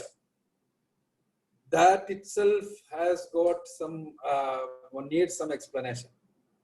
In fact, Quran claims that it is muhaymin. What's the meaning of muhaymin? Muhaymin means protector. Quran protects all the scriptures. Quran സംരക്ഷിക്കുന്നു എല്ലാ scriptures. How? All the scriptures are interpolated. അതിലെല്ലാം തന്നെ പലതും കൂട്ടിച്ചേർത്ത് പലതും എടുത്തു കളഞ്ഞ് എല്ലാം നശിപ്പിച്ചിട്ടുണ്ട്. ഖുർആൻ പറയുന്നത് എങ്ങനെയാണ്? ഫവൈലുൽ ലില്ലദീന യക്തുബൂനൽ കിതാബ ബിഐദിഹിം സുമ്മ യഖൂലൂന ഹാദാ മിൻ ഇൻദില്ലാഹ്. Woe to those who wrote books and claimed it is from Allah. ചിലര് സ്വന്തം കൈകൊണ്ട് ബുക്ക് എഴുതി ഉണ്ടാക്കിയിട്ട് അത് അള്ളാന്റെ അടുത്ത് നിന്നാണെന്ന് പറഞ്ഞവർക്ക് നാശം കാണും. ഇന്നുള്ള ബൈബിളിലെ ഒരുവിധ എല്ലാ ബുക്സും ഏകദേശം ആ രൂപത്തിലാണ്. പലരും എഴുതി ഉണ്ടാക്കിയ പുസ്തകം, ആരൊക്കെ എഴുതിയെന്ന് ആർക്കും അറിയില്ല, ആ രൂപത്തിലുള്ള പുസ്തകങ്ങൾ. But they quoted Allah's words. പക്ഷേ ഈ പുസ്തകങ്ങളിലെല്ലാം ബൈബിളിൽ 66 ബുക്സ് ആണ്. Protestant Bible, Catholics Bible 73 books. Whatever ഈ ബുക്സിൽ those who wrote those books, they quoted Allah's words. So we cannot say that those books are 100% pure or those books are 100% from Allah. Those books are written by human beings, but those human beings authored those books. They quoted Allah's words from Injil, from Taurat, etc. So whatever they changed from the old scriptures, Quran protect them. For example, in old scriptures, you can see Allah or God, God should only be worshipped. Hundreds of verses are there. Alle, 100 കണക്കിന് verses ഉണ്ട്. But they worship creations like Jesus Christ. Jesus Christ എന്ന് പറഞ്ഞാൽ ഒരു creation ആണ്. ആ Jesus ക്രൈസ്റ്റിനെ അവർ ആരാധിക്കുന്നു. അപ്പൊ അവര് ശരിക്കും പറഞ്ഞാല് അവരുടെ വേദഗ്രന്ഥത്തിലുള്ള കാര്യമാണ്, പക്ഷെ അതനുസരിച്ച് അവർ ചെയ്യണില്ല. എന്തുകൊണ്ടാണ് ചെയ്യാത്തതെന്ന് ചോദിച്ചാൽ അവർക്ക് അതിന് ന്യായീകരണം ഉണ്ട്. വേദഗ്രന്ഥത്തിൽ തന്നെ വേറെ ഉണ്ട്. യേശുവിനെ പറ്റി തന്നെ വേറെ സ്ഥലത്ത് വേറെ ചില കാര്യങ്ങൾ പറഞ്ഞിട്ടുണ്ട്. He's a mirror of God എന്ന് പറഞ്ഞിട്ടുണ്ട്.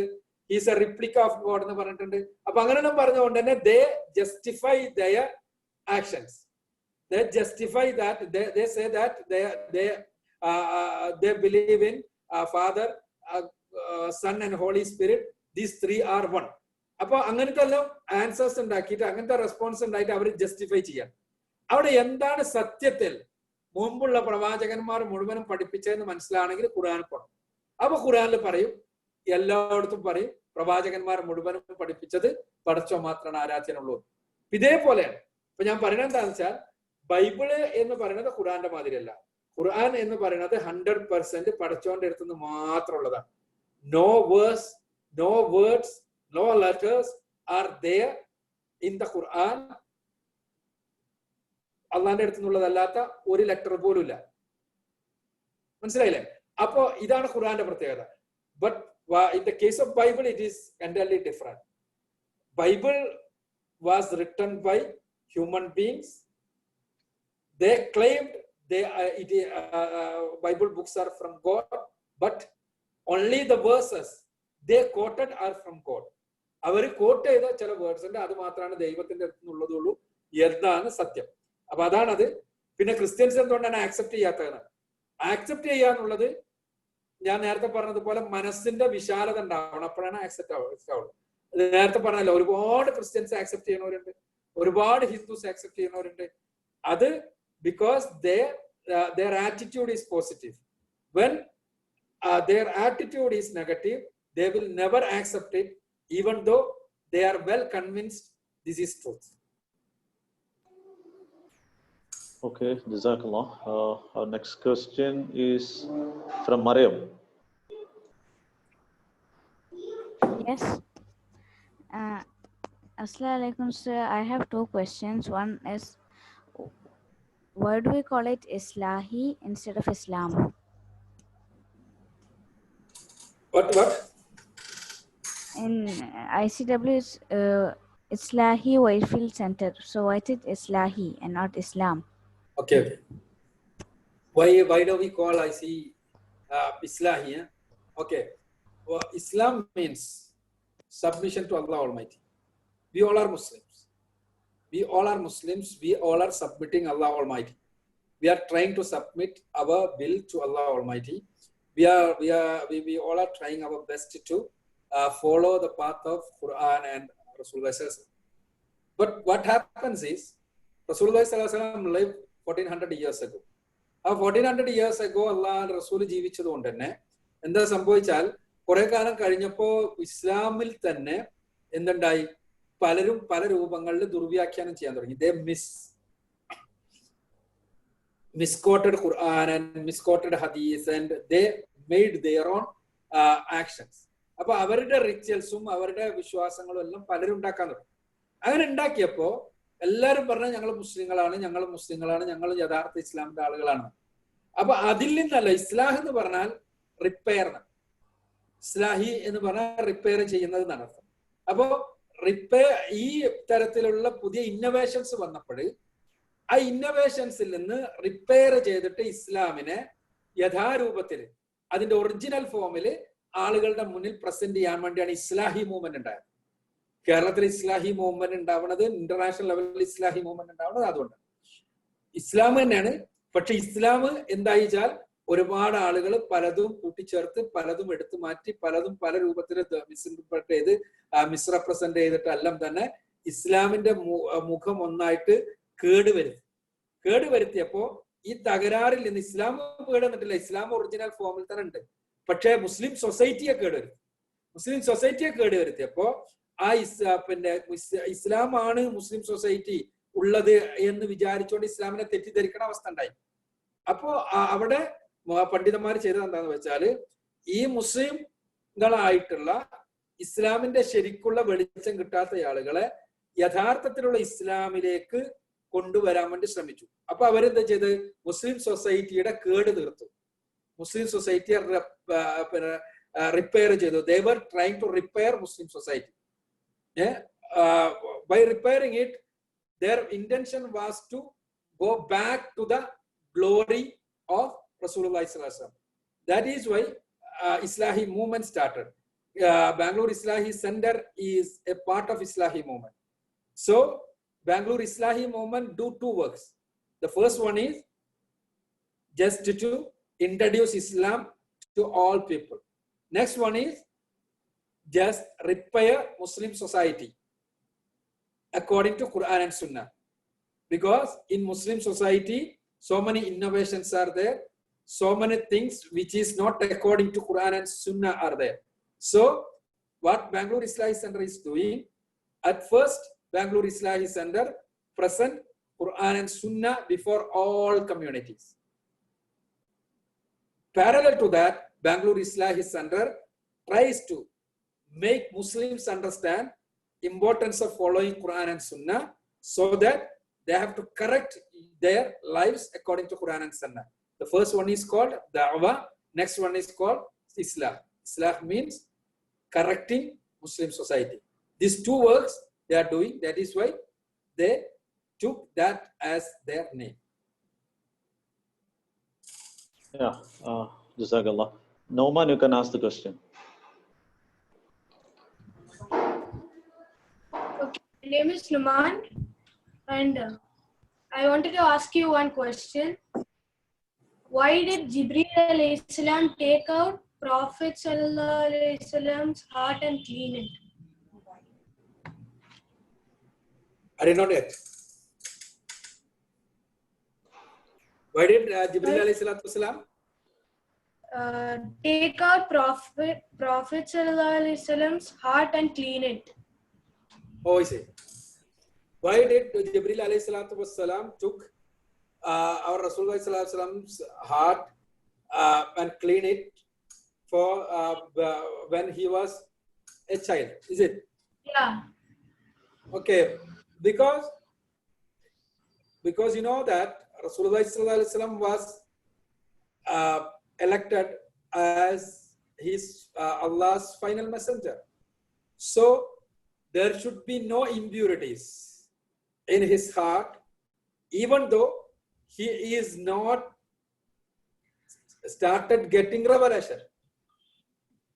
Because you know, when Rasulullah sallallahu alaihi wasallam started getting revelation, what happens is his life will be according to that revelation. But he has to stay 40 years without revelation. In those days, his intentions should be clear. His actions should be clear.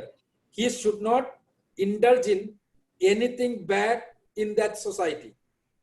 You know that Rasulullah sallallahu alaihi wasallam born and brought up in a society which was culturally zero.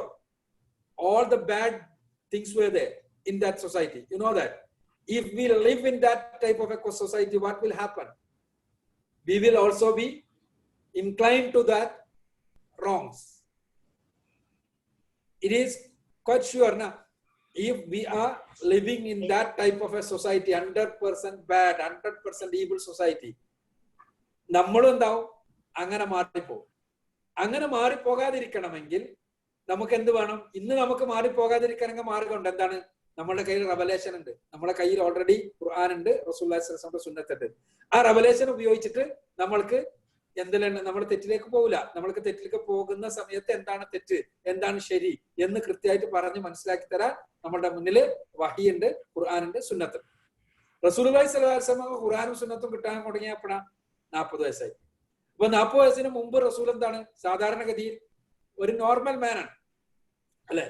റസൂലിനെ തന്നെ അറിയില്ല റസൂലാകാനുള്ള ആളാണ്. റസൂൽ normal മാനാണ്. ആ normal മാൻ ആണെങ്കിലും if he was indulged in the atrocities, in the bad things in that society, he will not be exemplary. അല്ലെ? റസൂല് ആ സൊസൈറ്റിയിലെ തെറ്റുകളിലേക്ക് പോയിരുന്നെങ്കിൽ റസൂൽ എന്താവില്ല? എക്സംപ്ലറി ആവില്ല. അപ്പൊ അതുകൊണ്ട് തന്നെ പഠിച്ചവന് ചെറുപ്പത്തിൽ തന്നെ റസൂലിന്റെ ഹാർട്ട്, റസൂലിന്റെ എല്ലാ മനസ്സിലുള്ള എല്ലാ തിന്മകളും കഴുകി വൃത്തിയാക്കി ആ പ്യുവർ ഫോമിലാക്കി. റസൂല് റെവലേഷൻ കിട്ടിയിട്ടില്ലെങ്കിലും റസൂല് തിന്മകളിലേക്ക് പോകാതിരിക്കാൻ വേണ്ടി പഠിച്ചവൻ തന്നെ ശ്രദ്ധിച്ചു. അതാണ് ചെറുപ്പത്തിൽ സംഭവിച്ചതെന്നാണ് മനസ്സിലാവുന്നത്. ബാക്കി അല്ലാഹു അലം. Jazakallah. Thank you. Aman, you can ask the question. Hello, assalamu alaikum warahmatullahi wabarakatuh. So my question is, before in the time of Jahiliyyah, before Islam was there, there used to be many bad habits in the society of the Quraysh and in the Arab culture, like drinking alcohol and all. But when Islam came, it was stopped, and many other bad habits was banned and prohibited. But why didn't Islam do anything about slavery? Brother, it is a very big question. If it is needed, I need a minimum half an hour to explain these things. So let me tell you, because you know, slavery is an institution which is not existing now. So I have to take you to the world of slavery first. So it will take time. So what I suggest you is, my own question is there. My own answer is there in the internet, YouTube. Recently, I had a series of question answers. Ajayyamana Quran. It is in Malayalam. So this question is clearly answered. It took about 32 minutes to answer that question, because the thing is, you know, since slavery is an institution which is not pertaining now, which is not existing now, what I want to, if you want a clarification, what I want is I have to take you to that society first. So I have to give you a complete picture about that society. Then only you will be able to convince that whatever Islam did is right. Because, you know, that is why if you go through that, it is better. I want to tell you 1 or 2 points only. The first thing is, what Islam did is completely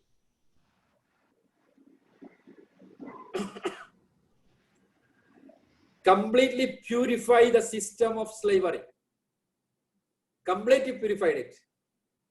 Because of that purification, what happened is, നിങ്ങൾക്ക് സ്ലൈവറി എന്ന് പറയുമ്പോൾ നിങ്ങളുടെ മനസ്സിൽ ഓർമ്മ വരുന്നത് യൂറോപ്പിലെ സ്ലൈവറിയാണ്.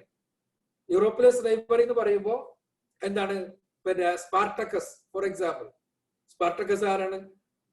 ഒരു gladiator ആണ്. ഗ്ലാഡിയേറ്റർ എന്ന് പറഞ്ഞാൽ എന്താണ്? 2 സ്ലൈവ്സ് തമ്മില് രണ്ട് മുതലാളിമാരുണ്ടാവും. ആ മുതലാളിമാരുടെ സ്ലൈവ്സ് ഉണ്ട്. ആ സ്ലൈവ്സ് തമ്മിൽ എന്തുണ്ടാവും? യുദ്ധം ഉണ്ടാകും. യുദ്ധം എന്ന് പറയുമ്പോൾ ആയുധങ്ങളൊന്നും കൊടുക്കൂല. No weapons. With their body they have to fight. ഇത് കണ്ടിട്ട് ഇങ്ങനെ ചിരിച്ചിരിക്കുവാറ് എല്ലാ മുതലാളിമാരും. ഇവര് ഫൈറ്റ് ചെയ്യുന്ന എന്തിനാ? ആരെങ്കിലും ഒരാൾ മരിക്കണം, അതുവരെ ഫൈറ്റ് ആണ്. ആ ഫൈറ്റ് ചെയ്യുന്നോ എങ്ങനെയാണ് കൊല്ലുന്നതെന്ന് മനസ്സിലാക്കണം.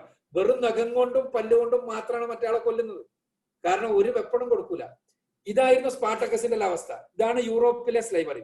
അതായിരുന്നു റസൂലുള്ളാഹിന്റെ കാലത്ത് നിലനിന്നിരുന്ന സ്ലൈവറി. അതിൽ നിന്ന് ഇസ്ലാം ചെയ്തത് എന്താന്ന് വെച്ചാൽ, ആ സ്ലൈവറിയെ കംപ്ലീറ്റ് പ്യൂരിഫൈ ചെയ്തിട്ട് എന്താക്കി? ഇന്ത്യയിലെ, ഫോർ എക്സാമ്പിൾ, ഇന്ത്യയിലെ ഫസ്റ്റ് സുൽത്താനേറ്റ് എന്താണ്? ഡൽഹി സുൽത്താനേറ്റ് ആണ്. മുസ്ലിം ഭരണം, മുസ്ലിം റൂളിന്റെ ഫസ്റ്റ് ഡൽഹി ഭരണമാണ്. ആ ഡൽഹി ഭരണം സ്ഥാപിച്ചത് കുത്തുബുദ്ദീൻ ഐബക്കാണ്. കുത്തുബുദ്ദീൻ ഐബക്ക് ഒരു സ്ലൈവാണ്.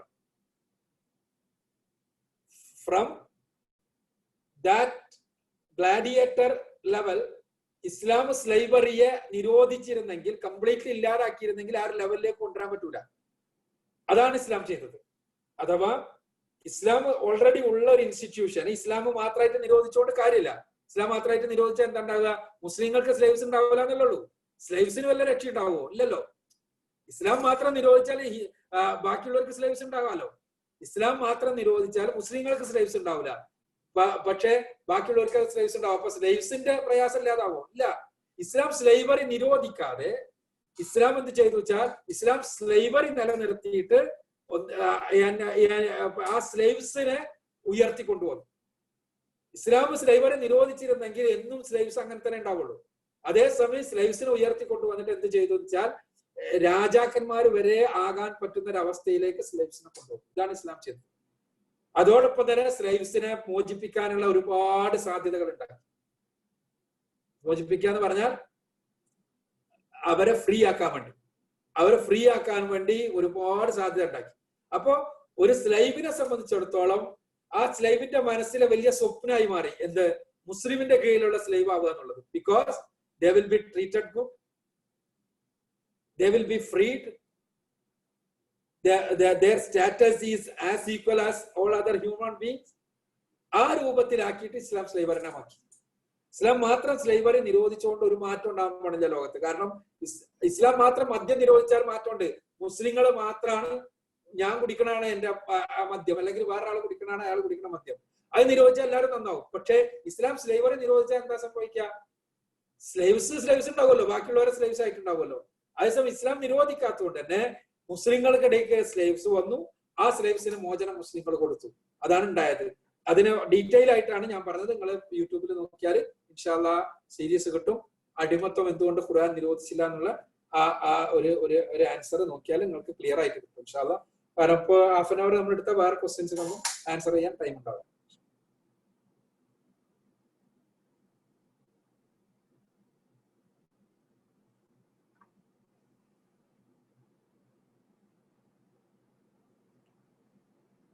Questions are over?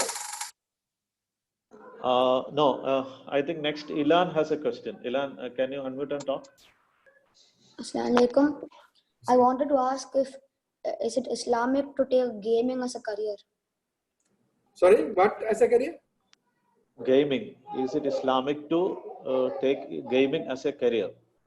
If gaming is Islamically justifiable, it is okay. For example, if you are a football player, if you are that type of a player, it is okay if you follow Islamic tenets. It is okay for that. No career issues are there. If it is whatever career you are opting, whatever gaming you are opting, if it is Islamically justifiable, it is okay. No issues. He is mentioning some other games, video games. Ilan, is that the question you had, or is it related to your video gaming and making games? Ilan, you want to clarify? You were looking for a footballer kind of a game, or is it about the video games? Ilan, you can unmute and talk, Ilan, if you have any clarity. Yeah, I was talking about video games. Video games, okay. Video games, video games are even most of the video games are a type of intoxication. So better to be away from video games. It is not only religious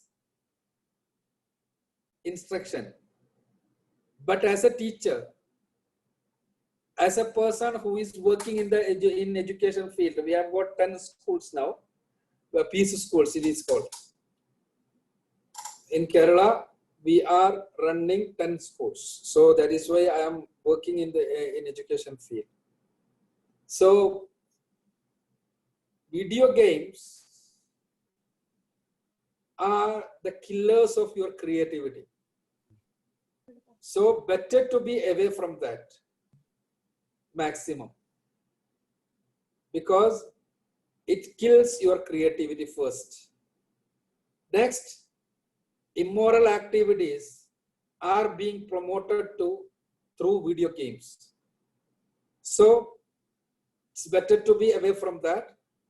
And if you are working on that, if something is not good for humanity, if something is not good for the good causes of the society, so working for that is also not allowed. So if it is, I am not an expert in gaming and all other things in that field, because I don't see that. But whatever I read, only I know. But I have read hundreds of articles on the impact of video games in teenagers and the elderly people. So those video games, when you are going through that, it makes you addicted on that, and it is not beneficial for anything. It is not, whatever games you are doing, you are going through, it should be beneficial either for your physical body or for your mental pleasure. These video games are not beneficial for your physique as well as for your mind. So that is why experts do not subscribe for video games. So that's why I say that I told you that video games, better to be away from that. If you are an addict for that, try to get de-addicted from that. First thing. Next is about working for that. In Islam, there is a basic law. If something is not good for the society, we should not work for that. So, in the case of video games, studies says that most of the games are not good for human beings, especially for your aged people. I hope you got the answer. ജസാക്കല്ലാ. ഇനി ഒരു question, ഇനി രണ്ട് മൂന്ന് questions ഏകദേശം ഒരേ പോലത്തെ ഉണ്ട്. അപ്പൊ അത് ഞാൻ അവർക്ക് വേണ്ടി അവർ ചോദിക്കട്ടെ, എന്നോട് ചോദിക്കാൻ പറഞ്ഞു. ഒന്നുമല്ല, അതായത് മെയിനായിട്ട് ഇസ്ലാം ഹലാലും ഹറാമും എന്ന് വ്യക്തമായി വേർതിരിവ് കാണിച്ചു തന്നിട്ടുണ്ട് പല കാര്യങ്ങളിലും. പക്ഷെ ഈ കാലം മാറുന്നതനുസരിച്ച് പല കാര്യങ്ങളിലും അന്ന് ഇസ്ലാം ഏത് സാഹചര്യത്തിലാണോ ഹലാലോ ഹറാമോ ആക്കിയത് എന്ന് ആ ഒരു സാഹചര്യം നിലവിലില്ല. അപ്പൊ സ്ത്രീകൾ ഒറ്റയ്ക്ക് യാത്ര ചെയ്യുന്നത് സുരക്ഷിതമല്ല, അത് ബാൻ ചെയ്തിട്ടുണ്ടായിരുന്നു. പക്ഷെ ഇന്നത്തെ സാഹചര്യത്തിൽ പൂർണ്ണമായ സുരക്ഷിതത്തോടു കൂടി സ്ത്രീകള് രാത്രി ഉൾപ്പെടെ യാത്ര ചെയ്യുന്നതിന് എന്തെങ്കിലും തടസ്സമുണ്ടോ എന്നൊരു ചോദ്യമാണ്. ഇതെല്ലാം വലിയ പണ്ഡിതന്മാരോട് ചോദിക്കേണ്ട ചോദ്യമാണ്. പക്ഷെ അതിൽ വളരെ പ്രധാനപ്പെട്ട ഒരു ഇഷ്യൂ ആണ് ഇന്നത്തെ കാലത്ത്. ഇപ്പൊ കുട്ടികളായിട്ട് ചർച്ച ചെയ്യേണ്ട കാര്യമല്ല. ഇതിലെന്താ വെച്ചാൽ കുട്ടികളുടെ അടുത്തുള്ള ചോദ്യമാണോ അതോ വലിയ ആൾക്കാരുടെ ചോദ്യമാണോ? കാരണം അവര് എസ്പെഷ്യലി സ്കൂളിൽ നിന്ന് ട്രിപ്പ് പോകുമ്പോഴും അങ്ങനെയുള്ള അവസരത്തിലൊക്കെ അവരുടെ അടുത്തുള്ള ചോദ്യമാണ് ആദ്യം, പിന്നെ വലിയ ആളും കൂടി അതിന് ആഡ് ചെയ്തിട്ടുണ്ട്. ഇതിലെന്താ കാര്യം? ഇതിൽ യാത്രയായിട്ട് ബന്ധപ്പെട്ട് ഞാൻ പഠിച്ചിടത്തോളം 3 ഹദീസുകളുണ്ട്. ഒന്ന് പറയണത് തീരെ യാത്ര ചെയ്യാൻ പാടില്ല, മഹ്റമില്ലാതെ പ്രായമെത്തിയ പെൺകുട്ടികൾ തീരെ യാത്ര ചെയ്യാൻ പാടില്ല. രണ്ടാമത്തെ പറയുക 1 ദിവസത്തിലധികം യാത്ര ചെയ്യാൻ പാടില്ല. മൂന്നാമത്തെ പറയുന്ന 3 ദിവസത്തിലധികം യാത്ര ചെയ്യാൻ പാടില്ല. ഈ ഹദീസുകളെ പല രൂപങ്ങളിൽ പണ്ഡിതന്മാര് പഠനവിധേയമാക്കി. ഇതില് തീരെ യാത്ര ചെയ്യാൻ പാടില്ല എന്ന് പറയുന്ന ആളുകൾ ആണ് പലപ്പോഴും ഈ സൗദി അറേബ്യയിലുള്ള പണ്ഡിതന്മാരിൽ പലരും. പക്ഷെ അതിന് വ്യത്യസ്തമായ ഒരു വ്യൂ ഉണ്ട് എന്നുകൂടി നമ്മൾ മനസ്സിലാക്കേണ്ടതുണ്ട്. ഇമാം ഷാഫി റഹ്മത്തുള്ളാഹി അലൈഹി ഇപ്പോ ഹജ്ജിനാണെങ്കിലും ഉംറക്കാണെങ്കിലും, ഞാൻ വ്യൂ മാത്രമേ പറയണത്, it is not my field because I am not a scholar of jurisprudence as well as I am not a person who he is right to give fatwas. So whatever scholars say that is what I say. Shafi റഹ്മത്തുള്ളാഹി അലൈഹിയിൽ നിന്ന്, ഇമാം ഷാഫിയിൽ നിന്ന് വളരെ സുന്ദരമായ ഒരു ഖിയാസ് ഉണ്ട് ആ വിഷയത്തിൽ. ഇമാം ഷാഫി റഹ്മത്തുള്ളാഹി അലൈഹി പറഞ്ഞത് ഹജ്ജിനും ഉംറക്കുമെല്ലാം സുരക്ഷിതമാണെങ്കിൽ സ്ത്രീക്ക് ഒറ്റക്ക് പോകാം. കാരണം അദ്ദേഹം അത് പറയാൻ കാരണം ഒരു ഹദീസിനെ അദ്ദേഹം ഖിയാസ് ചെയ്താണ്. ആ ഹദീസ് ഇങ്ങനെയാണ്: പ്രവാചകൻ സല്ലല്ലാഹു അലൈഹി വസല്ലമയുടെ കാലത്ത് ഏറെ പീഡിപ്പിക്കപ്പെട്ട ഒരു സഹാബി ഖബ്ബാബ് റളിയല്ലാഹു അൻഹു ആണ്. റസൂലുള്ളാഹിനോട് പോയിട്ട് കംപ്ലൈന്റ് പറഞ്ഞു, എന്താണ് പ്രവാചകരെ ഇങ്ങനെ പീഡിപ്പിക്കപ്പെടുന്നത് ഇസ്ലാമിന്റെ പേരിൽ.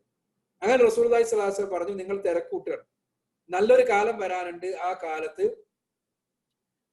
യമനിലെ ഹിറയിൽ നിന്ന് ഒരു സ്ത്രീ ആരുമില്ലാതെ, ആരെയും ഭയപ്പെടാതെ, ചെന്നായ്ക്കളെ മാത്രം ഭയപ്പെട്ടുകൊണ്ട് അള്ളാന്റെ ഭവനത്തിൽ വന്ന് തറാഫ് ചെയ്തു പോകുന്ന ഒരു നല്ല കാലം വരാനുണ്ട് എന്ന് പറഞ്ഞു.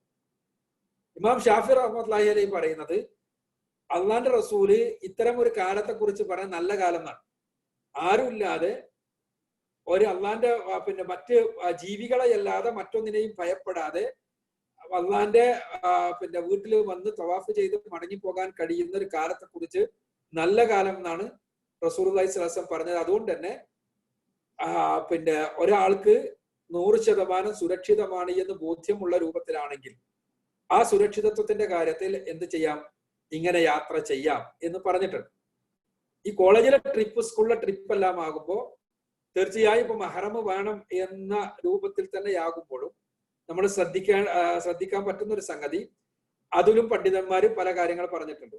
ആരെങ്കിലും ഒരു മഹ്റമെങ്കിലും ഉണ്ടാകുന്ന ഒരു അവസ്ഥ ഉണ്ടാവുകയും ബാക്കി എല്ലാവരെയും ആ മഹ്റമിന്റെ കീഴിലേക്ക് കൊണ്ടുവരികയും ചെയ്യാന്നുള്ളതാണ് പ്രായോഗികമായി പുതിയ കാലഘട്ടത്തിലെ പണ്ഡിതന്മാരിൽ ചിലർ പറഞ്ഞത്. ഉദാഹരണത്തിന് സ്കൂളിൽ നിന്ന് ഒന്നിച്ചൊരു ട്രിപ്പ് പോകുന്നു, പെൺകുട്ടികളാണ്, ആൺകുട്ടികളുണ്ട്.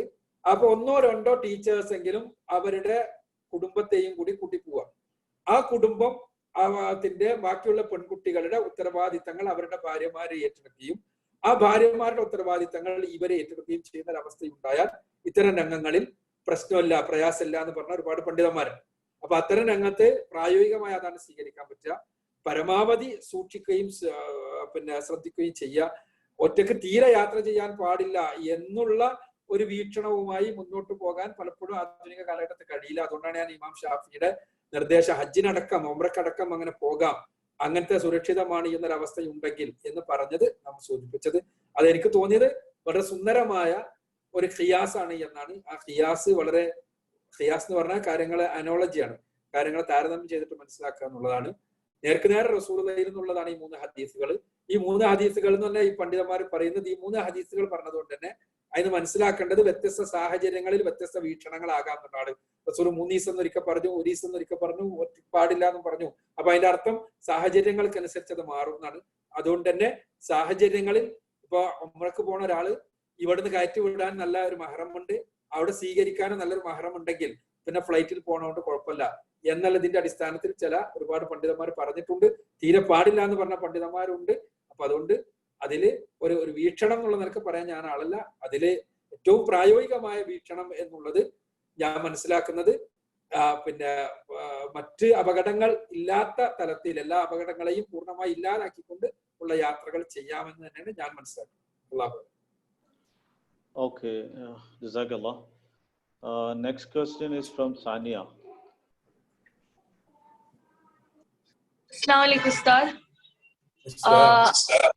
I have only one question, and my question is, if Malakul Maut takes the soul from a body, in case a person in Bangalore dies, and the next minute someone in Saudi or Dubai dies, and the next minute somewhere else dying. As Malakul Maut is one, how can he reach everywhere? Who said Malakul Maut is one? Only he is admitted for the duty, right, to take the soul. Who said Malakul Maut is one? One thing is that Malakul Maut തന്നാൽ ഓരോരുത്തർക്കും ഓരോ Malakul Maut കൂടെ. നിങ്ങളുടെ അടുത്ത് Malakul Maut വരുമ്പോൾ എന്ന് പറഞ്ഞിട്ടുണ്ട്. അതിന്റെ അർത്ഥം എനിക്കുള്ള Malakul Maut എന്റെ അടുത്ത് വരുന്നു, വേറൊരാൾക്കുള്ള Malakul Maut വേറൊരാളുടെ അടുത്ത് പോകുന്നു, അങ്ങനെ ആകാം.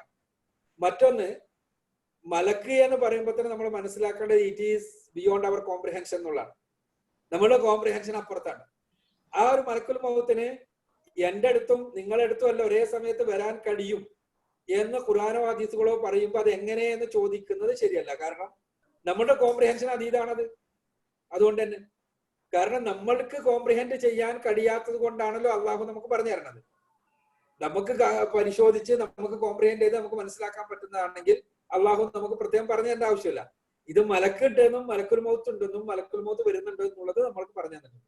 അപ്പൊ ആ Malakul Maut ഒരാളാണെങ്കിലും ഒരേ സമയത്ത് തന്നെ ലോകത്തെല്ലായിടത്തുള്ള ആളുകളെ പിന്നെ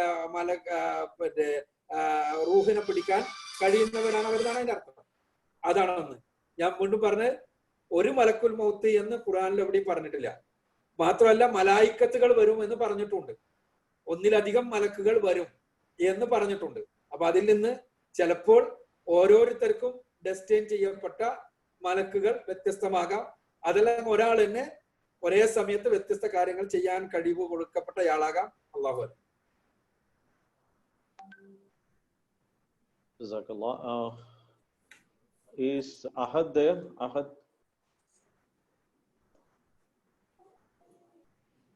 Atif, is Ahad is with you?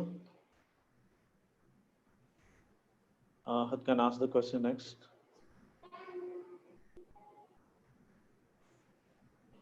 Okay, while Ahad comes, I'll give a chance to Nasha.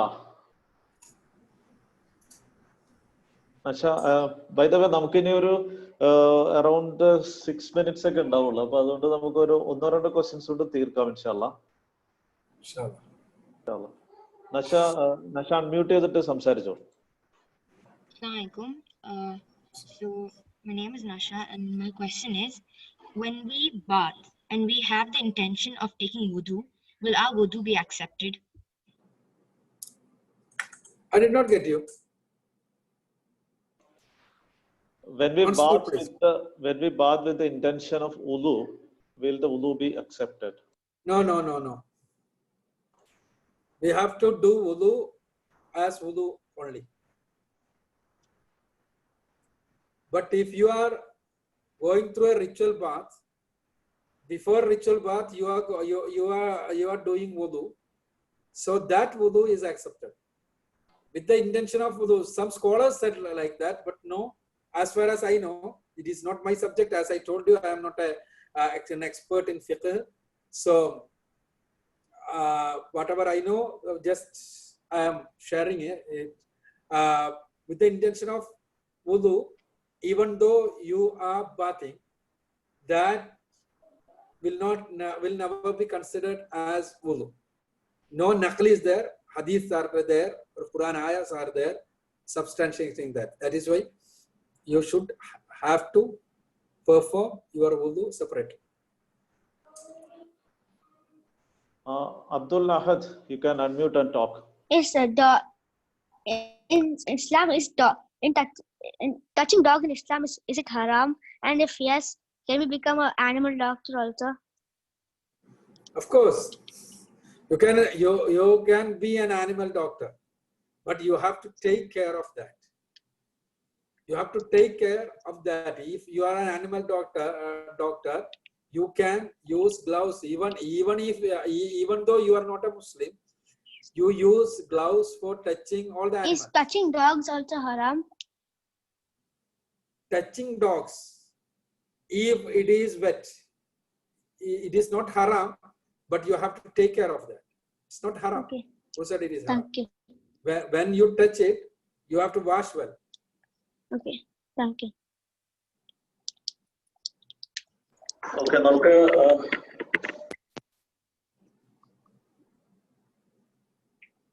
ആയതുകൊണ്ട് ഒരു നമ്മൾ ക്ലോസ് ചെയ്യാണ്. എല്ലാവരുടെ ക്വസ്റ്റ്യൻസും നമുക്ക് അഡ്രസ് ചെയ്യാൻ സാധിച്ചിട്ടില്ല. എന്തായാലും ഞാൻ ക്വസ്റ്റ്യൻസ് നോട്ട് ചെയ്തിട്ടുണ്ട്. അപ്പൊ അതുകൊണ്ട് നമുക്ക് നോക്കാം എങ്ങനെ പരമാവധി അക്ബർ സാഹിബിന്റെ കയ്യിൽ നിന്ന് തന്നെ പിന്നീട് ആൻസർ വാങ്ങി നിങ്ങൾക്ക് തരാൻ പറ്റുമെന്ന് ശ്രമിക്കാം ഇൻഷാല്ലാ. തീർക്കാനുള്ളത് കൊണ്ട് ഞാൻ ഈ പ്രോഗ്രാമിന്റെ വോട്ട് ഓഫ് താങ്ക്സിന് വേണ്ടി അമനെ ക്ഷണിക്കുന്നു. Aman, you can unmute and talk.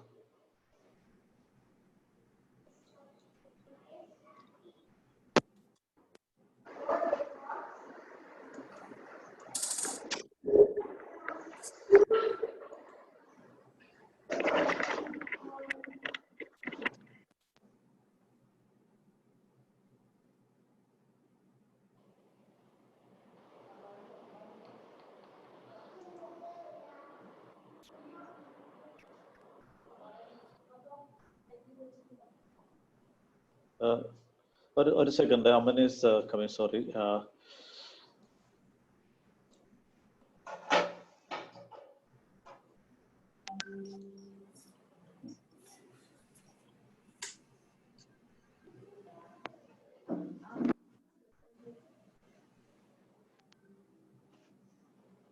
Assalamualaikum warahmatullahi wabarakatuh. Can everybody hear me? I can.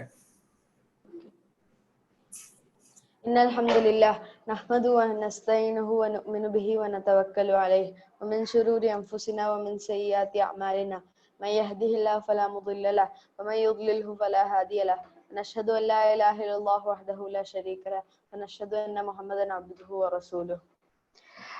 أما بعد. Dear Akbar uncle, respected elders, and my beloved friends, Assalamu alaikum to you all.